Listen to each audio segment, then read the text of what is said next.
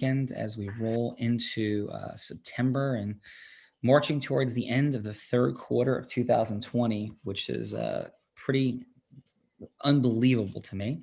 And hoping, we haven't checked in this a while, hoping that you're, there's lots of dynamics going on in the country, which we talk about often. I'm not present to them. A big part of our focus here at Unblinded is to influence and impact and control the things that we can. And that starts with us, but not being without empathy for the reality that for a lot of people, there's a lot of super complicated emotions and things that are occurring. So our hearts are present for that. We're also present to September 11th on Friday. And it's like, let's rock and roll on Ecosystem Merger and Mastery Monday. So this week is a huge week. I'm so appreciative for the data and feedback that we're getting through the group trainings, the one-on-one trainings and coaching. And so patterns emerge. Patterns are emerging in huge ways. And those patterns are influencing what we're doing to the world at large and to folks inside of the programs to focus on. We have, for folks in our elite programs, we have Long Beach Island weekend this weekend. For folks that are in group training, coaching, and one-on-one coaching and training. Incredibly excited about that. So if you want more information, please, reach out and talk to us. It's going to be unreal this weekend. And this weekend will be substantially about, and this entire week on the huddles will be substantially about the number one challenge that I am currently perceiving that is holding people back in their money, time, and magic. And they're pulling the 7 levers of marketing and sales process mastery, which are ecosystem merging, speaking engagements, sales meetings, sales, increasing disposable income, increasing contribution, and increasing our fun and magic. So as we think about all those, the number one thing is our fear. And it's our fear of rejection, which is impacting massively our ability to get to yes with integrity. Like the ability to get to yes, because nothing starts before we get to yes. Nothing. There's no ecosystem mergers. There's no speaking engagements. There's no sales meetings. There's no sales. There's no rise in disposable income. You cannot increase your disposable income without yes. Can't happen. You can't scale and lead without yes. Just doesn't happen. Fun and magic don't happen without yes. You have to get yourself to say yes and other people to say yes, to go hang out with you, to do something fun, to show up at your party, to agree to go on a date, to agree to have a wildly healthy and unbelievable relationship. All of those things matter at an extraordinary and unbelievable level, getting to that yes integriously. Win-win, not take, not for you, not closing them, not poking them, not pitching them, right? No, value exchanged, integrous, heart-centered yes. So this week is going to be consistently on the huddles, in the groups, in the one-on-ones, focused on where you are in your step 4 of agreement formation, right? In the whole 4-step HelloDS process, integrity-based human influence, as well specifically as where you are in step 4 of that, and step 4 being impacted by your fear of rejection, how you approach rejection. And, if you're like, no, I'm like great with that. Remember, it's not yes or no. It's like where you're on the scale of mastery, and that our scale of mastery unlocks unbelievably different components of our acceleration. Remembering that the 90th percentile in income is about 100 grand in the US, the 95th about 150, the 99.99, 7.8 million, 99, 400,000 point exponential differential acceleration occurs at the top of the scale. So if you're a 90 in your ability, you're a 9 in your ability to emotionally cope with rejection, get to yes integriously at agreement formation, well, that's about $100,000 skill set that you have. If you're 99, right, in the 99th percentile, or 9.9, you are a $400,000 income level of agreement formation. Yes, 99.9, 1.7 million, et cetera. Our goal with everything we're doing here at Blinded is to get you into the 99 plus category. That's the outcome. To be a sub 1%er, right? Which is not that complicated and hard to do, because if you're on the real raws, and that's like a beautiful R&D laboratory, you can see that to be more skillful than 99% of the participants is not that difficult to achieve. And these are people that are successful already. And many of them are in the top 1% of income already. And so you can see that the ability to do what we're talking about, it's like, oh, I got to get in the top 1%. I got to be a 9.9. That's hard. It's really not that hard. It's achievable for virtually everybody in a relatively short period of time, 3 months, 4 months, right? Less, with the appropriate degree of focus, right? Now, it's like 3 or 4 months of my life, okay, is like your entire future worth it? Your ability to achieve a high level of mastery in your influence, is it worth it? Of course it is, because it impacts your money, time, and magic. Because again, nothing happens without yes. So fear of rejection and agreement formation, that's what this week is about. And let's see that. So what do you do? What do you do when you begin to feel like somebody is not listening? Like you've had a beautiful conversation, you create a rapport, you feel them backing up, and you're talking more and they're backing up more. You're talking more and they're backing up more. You're talking more and they're not physically backing up, but they're emotionally, energetically backing up. You could feel they're uncomfortable. You're uncomfortable. What do you do? That's what step 4 is all about. How do you transition from rapport, something being at stake, pain, having your beautiful like identity received, but maybe it wasn't received. And now you're like, so yeah, well, what I was thinking was maybe you could come into like my program and maybe you could become a client. Maybe you should do this. Maybe we could be ecosystem partners. We should collaborate. What is it we're saying? An agreement formation to get to the yes, and dealing with all of the emotions that brings up for each and every one of us about our rejection, our discomfort, our concern, all of those things. So that's what this week is going to be about. And it's one of the core foundational dynamics of your money, time, and magic. So that said, Fernando, can I chat with you and everybody about something that happened this weekend? Because fear was very much in play. And I can promise you this, in the Long Beach Island weekend, fear will be at play as well. And we'll be dealing with it. But I was dealing with fear. So Fernando, you know what I was doing this past weekend? Like I was heading out to Arizona for what in your mind? You were heading out to Arizona for a Lions trip with the Tony Robbins ecosystem. Correct. And so that, for those that don't know, there's a platinum partnership in Tony Robbins. There's an invited subcomponent in platinum partnership called Lions. I have the unique honor and privilege of being part of that group.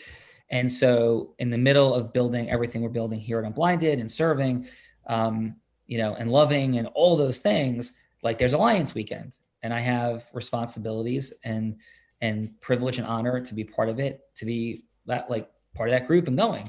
So it was not perfectly timed at all, right? But life isn't, in light of all the things coming up, including everything we do here on a daily basis, our acceleration, the explosion of Rare Raws and Rare Opens, et cetera. So then we get out there and I'm heading up to Sedona, which is where it's going to be located. And from Phoenix, a 2-hour ride. And there's like all kinds of cell phone problems and gaps in coverage. So the stress level that's creating was like extraordinary. So thank you for everybody that endured with any of those dynamics. I can't thank you enough, and really appreciate your patience and understanding with that.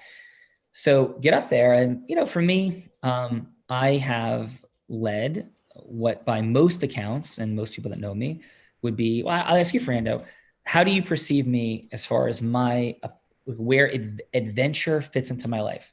Like as you perceive it, like very like candidly, I'm not looking for hype at all. I'm not looking for understatement, but like where do you perceive that adventure fits into my life? Where adventure fits into your life. So the direct answer would be, top 3 most important things. And I would say a simple little story. We are driving in a pickup truck, a rental in Utah. And we are there with Janelle and her son. And we're like driving through the mountains, and we're like going to these ski lodge and seeing all these beautiful things. And in like a left turn, there's like a small patch of ice and snow. And like in my head, I was like, great, snow. And Sean was like, wait, stop. first, like, that's hilarious. He gets out of the car to like play with the snow, Sean Callagy, and then invites Chanel's son to come out and play with the snow. But it gets even better because he's like, you know what would be fun? If you grab the ice and throw it at the car so it makes a noise. So that is like where adventure is for you, Sean. Yes. So yes, adventure, fun. Yeah, for sure. So when we have an adventure trip in the space of the Tony Robbins world, again, candidly, not much of it feels, it's a beautiful experience. It's wonderful, incredible. But, and by the way, there are people there that are making me look not adventurous. Like one of my, fine folks in Lions, dear friend of mine, was bitten by a rattlesnake and like climbs mountains and like without equipment, like crazy stuff that people do. So not much that I'm uncomfortable with, afraid of. And so when I hear adventure trip, I think more of bonding. I think more of the relationships and massive gratitude for all the amazing, we're staying at a beautiful resort, all these incredible things, right? So Friday, I don't participate in anything because I am here serving my duties at Unblinded. We have real raws, real raw opens, we have group and individualized sessions, the huddle, etc. So I literally don't participate in any way. So come Saturday, we are going off on like the day of adventure, right? And the day I missed on Friday was kayaking in the Verde River, beautiful hiking, adventurous stuff, but things that I have done a lot of and wouldn't consider uniquely adventurous, but I would consider beautiful and bonding and wonderful and incredible for sure. So Saturday morning comes around and it's like, hush, hush, everything's going to be a surprise. There's no itinerary laid out. Okay, so fun. So we go to an airport and we're like, all right, we're going to go fly to the Grand Canyon. Like we don't get told that, but that's the perception. Because I know Sedona, Grand Canyon not far away. So pretty awesome and totally amazing.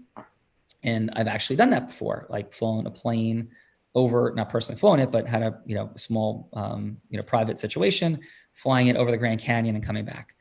So I'm like, okay, we're gonna probably fly over the Grand Canyon, experience that. It's a beautiful, fun thing. Wow, like amazing surprise. What a gift, beautiful, right? So, but we don't fly over the Grand Canyon. We land at Grand Canyon Airport. And I'm like, oh, okay, cool. So I guess we're gonna go maybe on like Jeeps or something to the Grand Canyon, or Hummers or something. And I'm sure Tony has something incredible planned and his wonderful team, Ashley, Joanne, amazing Tad, right? And so we start going or getting out, and then all of a sudden we're walking inside the airport building, Fernando, and everybody. And so we walk inside and it's a skydiving like business. And I've never gone skydiving. And I don't fear many things, but like I don't love heights. And I had pretty much decided that I would never skydive. Like not that like I absolutely unequivocally wouldn't.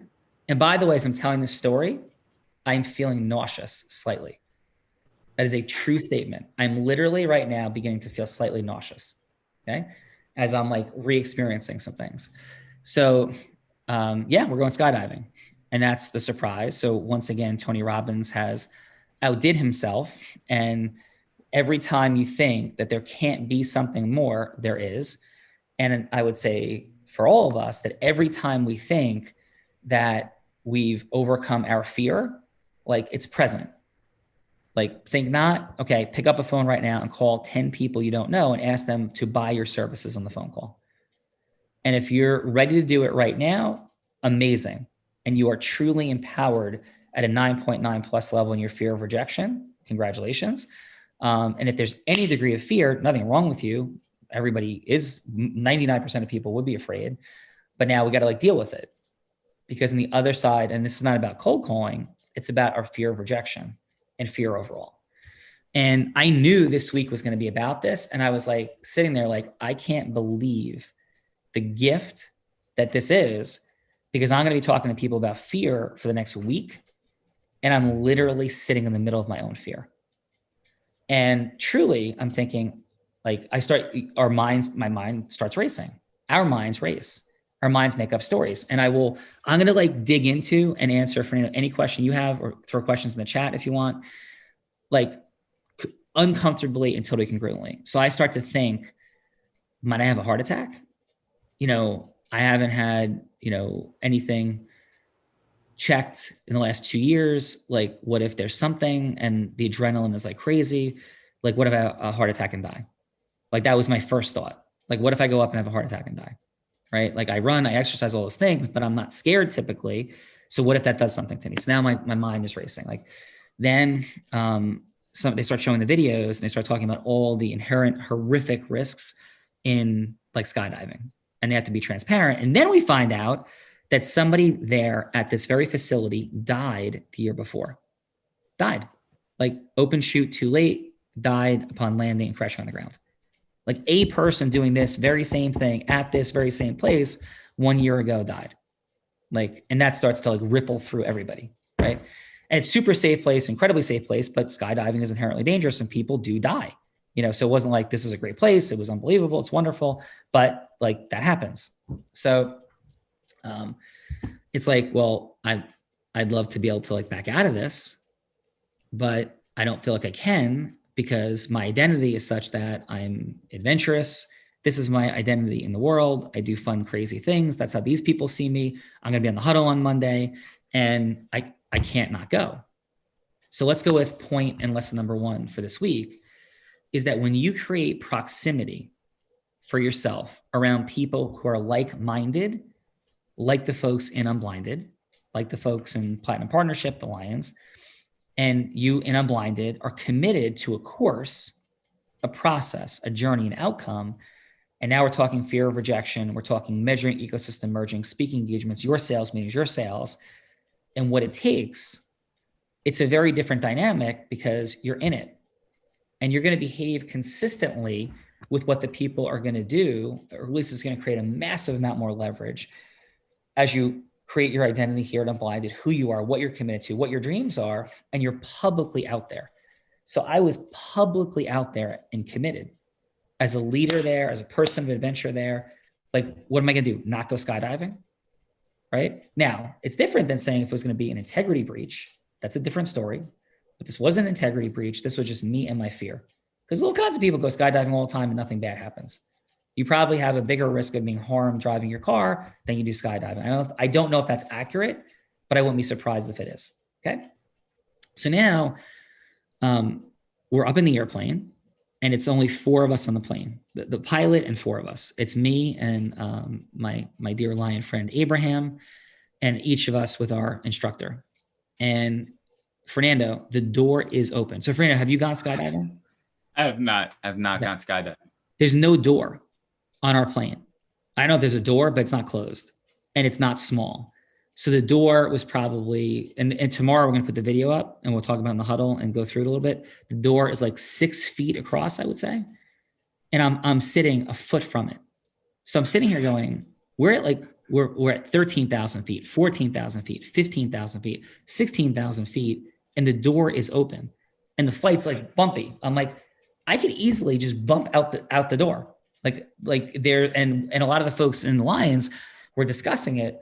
Like, it's so counterintuitive, and our emotions, our fear, our stories, our nervous system just becomes crazed with things like making a cold call, which is not a whole lot different than sitting in an airplane in terms of the fear it creates. And then I talked to my guide, whose name was Randy, and we're going to post a video in a day or so with Randy. And that very day, Randy was going to jump 15 times. Like, he's going to jump with me. He had jumped already, and he was going to jump like 10 more times that day. And for Randy, the fear of jumping out of the airplane, I mean, it was like, I think people are more afraid of tying their shoes than Randy is of jumping out of an airplane. And so the behavior is like totally normalized, just like what is. And your agreement formation dynamics, your fear of rejection can be totally normalized the same way. We can literally normalize any behavior that serves us. How we reframe it, the story that we tell, the condition that we're in. any of it. And all of you have done that already.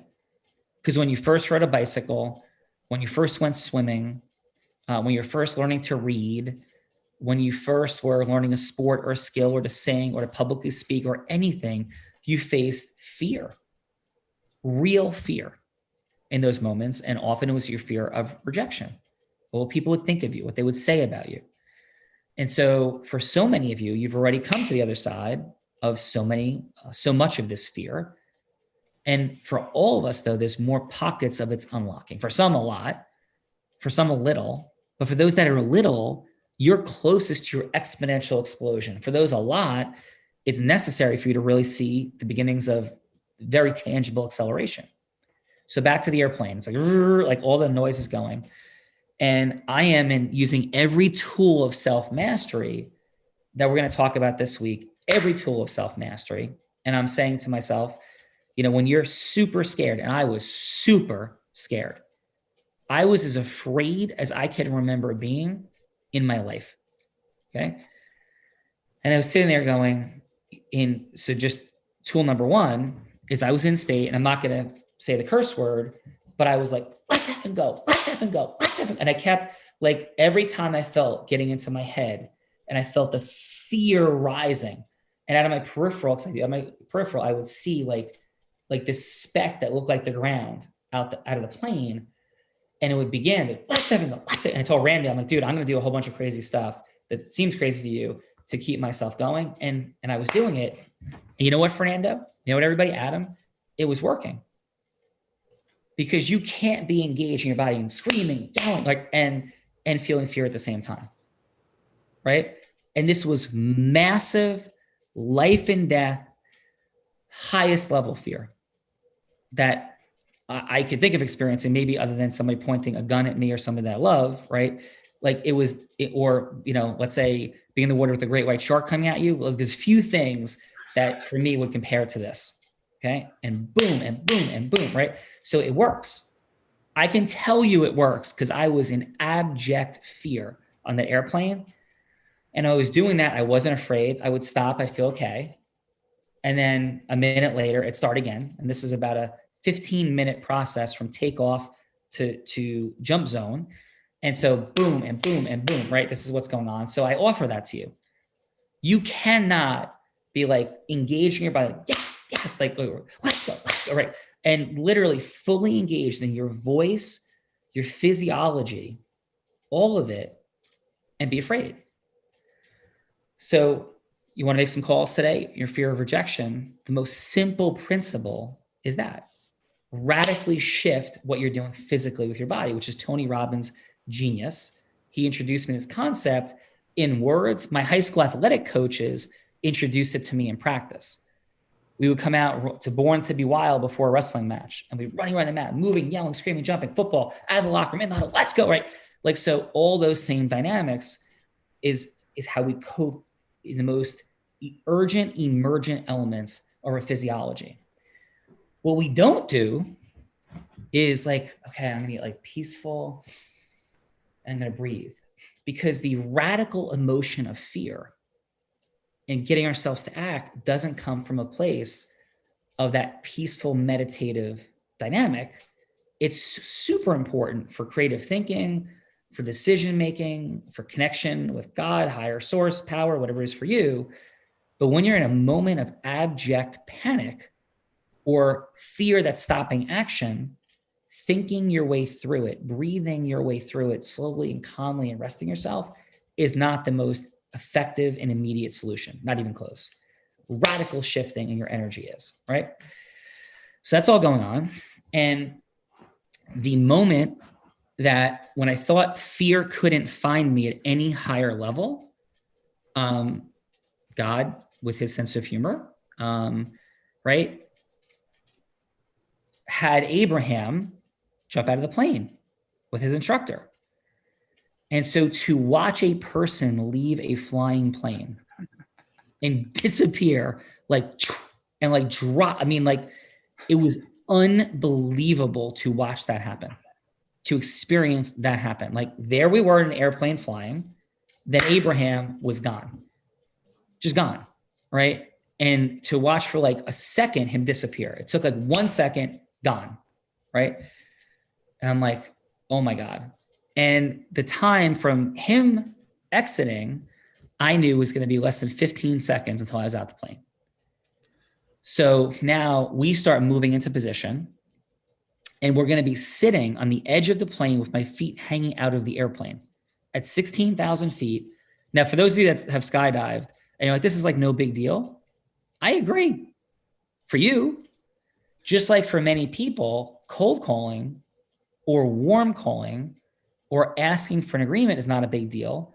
But for most of society, 99.9%, there's a tremendous fear of rejection that's at stake in that moment, right?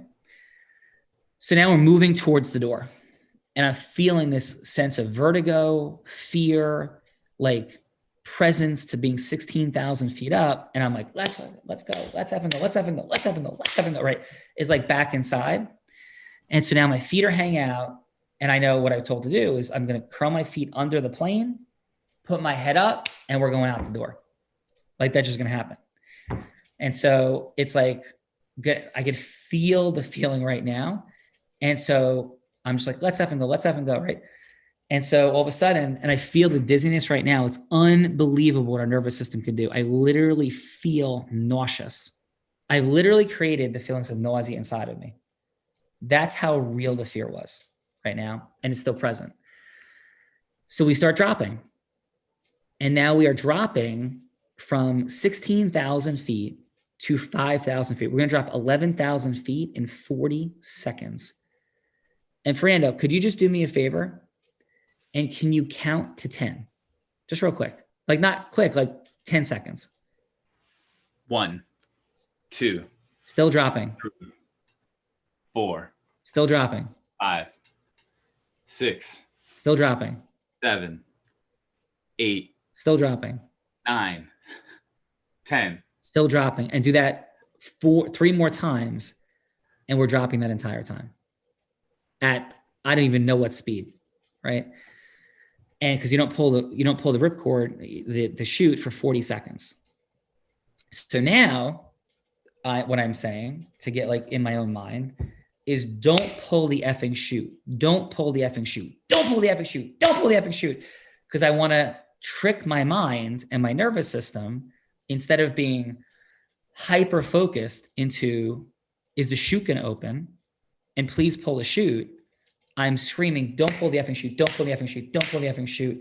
To like lean into the fact that I wanted to tell my nervous system that I was having fun, or I wasn't having fun. I would tell my nervous system that I wasn't afraid of him pulling the chute. I wasn't desperate for him to pull the chute because we weren't going to pull the chute until 5,000 feet. During that time, that 40 seconds elapsed in what felt like 5 seconds. So in a state of heightened, abject, total, and complete fear, we are able to completely alter reality by being in a super heightened physiological place.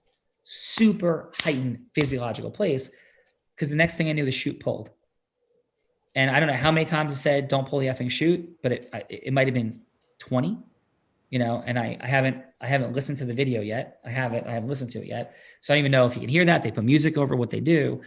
But like now I'm coming down, and probably what was the weirdest thing, and this speaks into the normalization of what you're afraid of. The normalization of what you're afraid of. As we're dropping, we're now at 5,000 feet. And I feel like I'm on the ground because I feel so much safer than I did before I jumped out of the plane and while I was free dropping 11,000 feet in 40 seconds.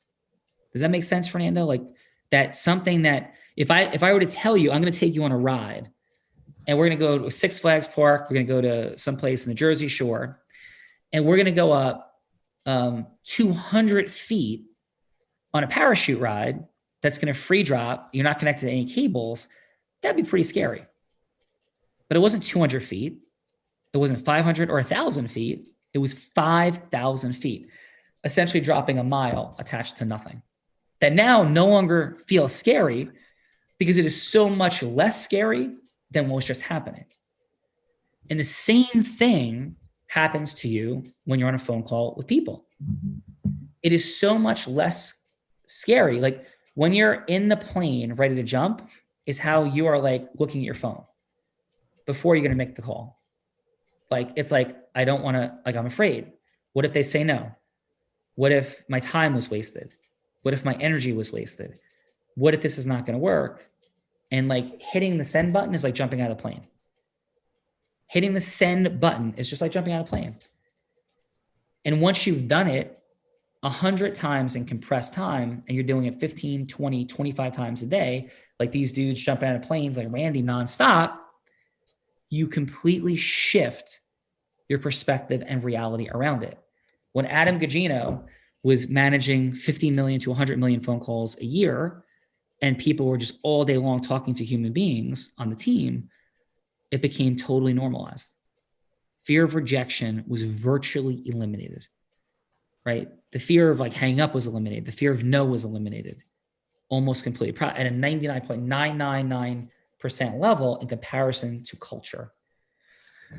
So we come all the way to the ground or down, and Randy, and this is just a fun fact, Randy decides he wants to show me a beautiful experience and starts like crazily ripping turns and spinning us in the air as we're coming down on the parachute. And so now I'm feeling motion sick on top of everything else. I'm like, dude, love you, but can we, if we do one more turn, like it's not going to be happy for you or for me. Like what's going to happen? So we hit the ground super hard, by the way. I was told that our landing was the hardest out of everybody into these like cut up rubber tires. So hit the ground super hard. On the video, probably looks like it hurts a lot, but it actually didn't hurt at all. And then we're on the ground. And then with this incredible group of loving, kind, and caring people, we're hugging and celebrating and congratulating. And then I had the unique privilege for the next couple of hours of doing that for so many other wonderful people like Deborah and Daryl and Joan and Charlie. And it was amazing and beautiful. And the wrap up to this is that's what we're creating here. We're creating a dynamic where to face our fears collectively together, to face our fear of failure as well, our distraction, our failure, our non-time blocking, but also our fear of rejection. And as we become a group of people that step into, that lean into our fears together collectively, because we're physiologically engaged, we're changing meaning, we're doing all the things we'll talk about throughout this week in self-mastery, right? And certainly in the weekend, like crazy. And we will have experiences to face some of our fears beautifully and wonderfully. I mean, even saying that for some of you probably is evoking visions of things, stories in your head, I'm sure it is. And like, whoa, I no, like, wait, what, right? And I honor that, because that is sure as heck how I felt when I walked into the skydiving place of the Grand Canyon skydiving, right?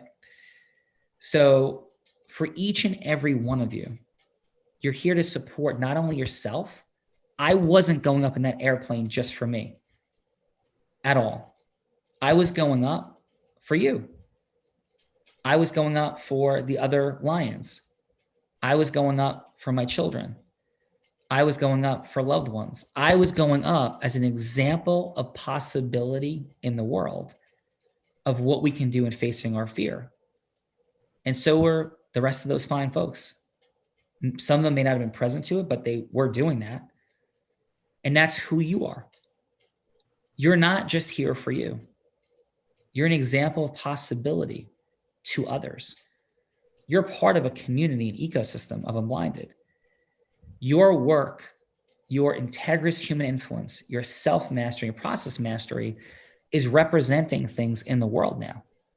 It's representing things to your family, who may or may not be like, what are you doing? Why are you doing this thing? Like, why do you even listen to these things, right?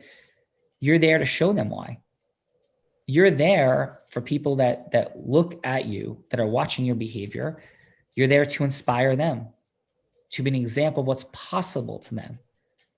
You're there to be an example of possibility to the people that you talk to in Unblinded, people that are in your group coaching in Unblinded, people that are in mastery with you in Unblinded, people in your 10 by 10 in Unblinded, people on the Real Raw, Aurora Open with you at Unblinded, people that you encounter everywhere in business in the world, to be an inspiration to them to confront and deal with their own fear, to love themselves enough to face their fear, to love other people enough to face their fear. And the truth of this entire dynamic is that in going up there, I'm like, if I don't do this, I won't be who I say I am, number one. And number two, I won't be the example of possibility that I need to be as a leader in Unblinded and as a leader in the Lions and the Tony Robbins world. And so my identity was at stake. And you're amazing. And you are a leader. And every day that's at stake. And I didn't want to go. And quite frankly, I didn't want to do a whole bunch of things I did over the weekend because there's so much occupying my time, energy, and space. But I knew that there were things at stake and things mattered to people I care about and love. And so, yes, your physiology matters enormously, but the only way you get yourself to use your physiology is upon you deciding that you're a leader, that you're a person of influence and a force for good. And when you have that as your outcome, then regardless of what's put in front of you, whether it's a shark, whether it's a cold call, whether it's a third or fourth follow-up or 10th or 15th or 20th follow-up, whether it's jumping out of an airplane, whether it's walking on fire, whether it's coming out of the locker room to play a football game, to get on stage and sing a song or play an instrument, fear will find you. Like fear will find you because our brain and nervous system is not wired for you to succeed. It's wired to protect you from discomfort.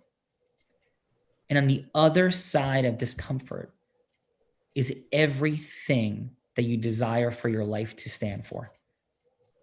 It's your money, your time, your magic. And pre-final, I'm gonna kick to Fernando for comments, is Tony and team were generous enough to get us shirts. And it said, if you can't, on the back of my shirt, there's 3 different groups, said, if you can't, you must. And if you must, you can. If you can't, you must. And if you must, you can. And those aren't just words, they're a way of life. And that's who you are inside of you. And you have fear, and I have fear. We all have fear, and it's okay. Having courage isn't the absence of fear. It's having fear, feeling the fear, and doing it anyway. And I don't remember the attribution of that beautiful quote, but I've heard that before. Feel the fear and do it anyway. It's having the fear and having the science and technology, which we're unpacking this week and began today, to get yourself to do it anyway. And the points are a massive physiological shift in your identity, making a decision that you're not just doing this for you. Because if it's just for you, if it's just for your money, you never will. If it's to be an example of possibility and a leader, and take it from me, because it's how I found my way in 1997 to do something every bit as scary as jumping on that plane and quit my job at a major law firm and start my own law firm on a credit card. It felt the same. It's not a story. Just like this isn't a story. I jumped out of an airplane on Saturday.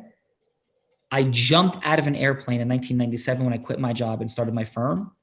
Just like you today have the beautiful privilege and opportunity to do something even more courageous than jumping out of an airplane. Because for many of us, it would actually be easier to jump out of that plane than to make 50 calls today that you're afraid to make.